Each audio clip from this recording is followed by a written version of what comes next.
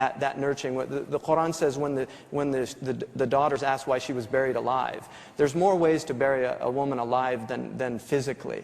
You know, a lot of our women, I think, are buried alive in the Islamic community, and that needs to change.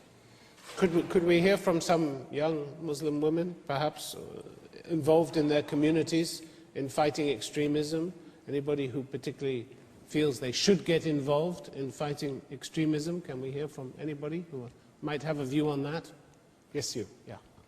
Well, I'd like to get involved, but the thing is, I don't know how I could get involved without going around offending someone, or like within the rights of my freedom. Like with my dad, it was very nice of him to allow me to come here today, but I don't know how much further I could actually go without like offending anyone or being allowed to.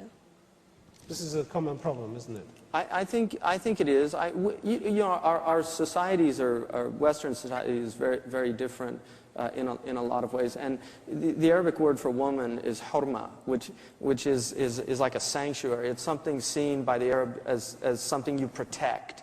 And the worst thing you can call an Arab male is a dayuth, which is somebody who has no concern for women. So, you know, traditionally the Arab culture is a very chivalrous culture. Unfortunately, chivalry can become something else. It can transform into quite negative. You know, this mad jealousy and this kind of insane desire for this authoritarian despotic model, which is very common. And I think that we need to undermine that model, because I think that the Prophet Muhammad ﷺ was not a despotic person. His women spoke back to him, and he did not rebuke them for it. Aisha is a startling and stunning woman. If you study her life, his wife was a very vibrant woman. And I think if we study the early women of Islam, you will really find that they were dynamic women. They were out there, you know, leading armies. They were fighting in battles. They were establishing charity organizations. Over 40% of the Ottoman endowments are endowed by women. I mean, we have this as records. So, and Shaykh Hamza, I think, is very much in that tradition, and we honor her for that. But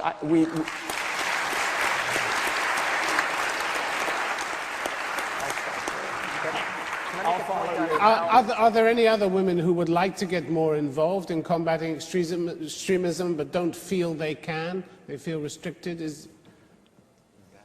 Can we get a microphone to you, lady who's 3 rows down? With me, it's probably cultural restrictions. I personally come from Pakistan, where you have people religious, but on the other hand, when religion allows you a certain thing, the culture comes back and says, no, you're not allowed to do that. So for me, culture has a bigger influence. I'm now currently involved in the Reach Out to Asia team, and I might be going to Pakistan. My parents allow me, but then on the other hand, my other family members will be viewing it as a bad thing, me as a female going with males alone to in another country.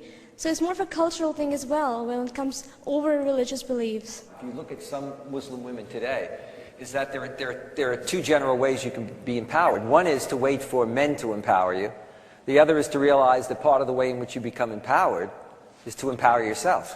And that's one of the, I think, the issues that you struggle with. Well, it's interesting. There's a really important point. The Quranic language was almost entirely male until one of the women actually complained about it. She went to the Prophet and she said, why are these verses all talking about men? All the verses that came after that complaint were men and women, believing men, believing women, dhakar wa untha. And so I think it does take, I mean, I agree that it's going to take some effort, but it also needs to be done with cultural sensitivity. So it's not, you know, it doesn't create fitna or social disorder.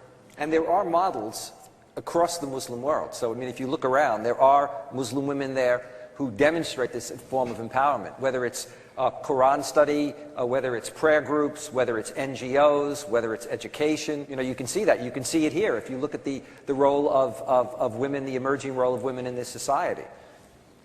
All right, we come to a question which puts the UN on the spot here. The question is from Grant Gunther. Could we have your question, please? Since extremist groups operating in the world today pay so little heed to what world leaders say about extremism, on what basis does the UN think they will listen to this new forum? Would you like to have a final word to say on this I subject? think the world is aware it is in a mess. And because it is in a mess, they are going to have to listen. See, this group is not monochrome. This group does not come from one country. This group does not represent just one philosophy, religion, and it's people with very diverse views. And you would have thought that they would not even make it to first base in terms of being able to understand one another. So one is able to say, you know, an enemy is a friend waiting to be made. And that's not just a facile sort of slogan. It is for real. And if the world doesn't know that it is in a mess, wow. Okay, let me ask the questioner if he's encouraged by your answer. Are you encouraged by that answer?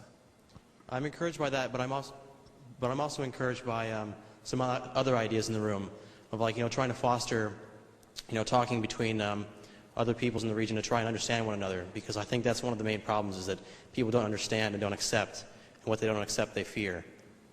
And so I think combating that will help us resolve a whole bunch of the problems that we're facing today. All right, we're running out of time, and my panel is telling me that they have to get away. Just remains for me to thank all of our distinguished panelists for coming today. Thank you very much to the audience for coming, and hope to see you again. Thank you very much indeed. Thank you. Goodbye. Thank you.